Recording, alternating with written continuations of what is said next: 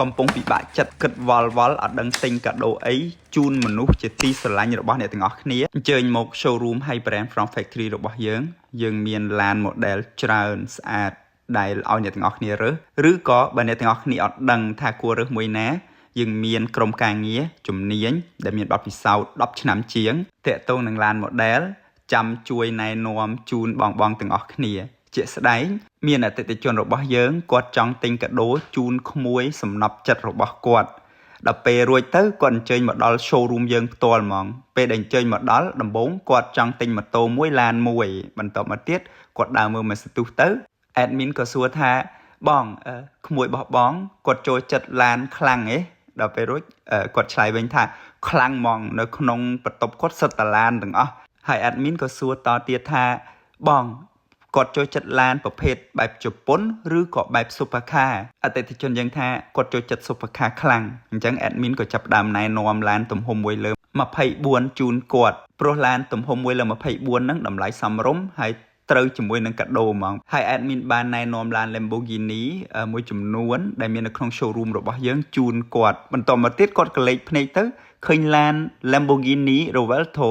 ទំហំមួយលើ18ប្រវែង26សង់ទីម៉ែត្រនឹងរួចហើយគាត់ក៏ឈរមើល Mercedes ហើយ admin ក៏ណែនាំជូនគាត់ថាប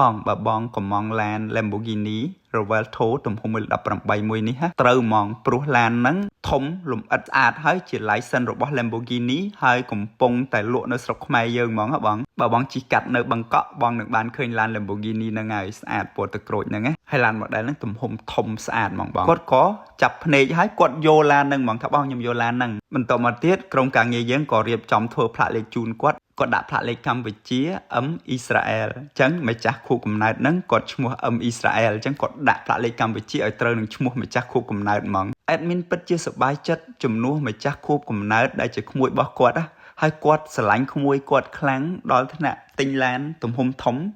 ដែលប្រវែង26សង់ទីម៉ែត្រទំហំ1លើ18ហ្នឹងជូនគាត់ហ្មងអញ្ចឹងនេះគឺជាក្តីស្រឡាញ់ដែលបងគាត់មានចំពោះក្មួយគាត់ហើយក្មួយគាត់ដឹងថាសប្បាយចិត្តខ្លាំងហ្មងអញ្ចឹងអរគុណបងខ្លាំងមែនទែនដែលផ្ដល់កិត្តិយសឲ្យក្រុមការងារ High Brand From Factory ជួយជាផ្នែកមួយនៃ happy moment របស់បងអញ្ចឹងទាំងអស់គ្នាបើត្រូវការកាដូខួបកំណើតបាច់គិតច្រើនទេអ្នកទាំងអស់គ្នាអាចអញ្ជើញមក showroom High Brand From Factory របស់យើងផ្ទាល់ដើម្បីរើសឡាន model ឬក៏បើអត់មានពេលទេអ្នកទាំងអស់គ្នារើសនៅក្នុង page របស់យើងរួចហើយ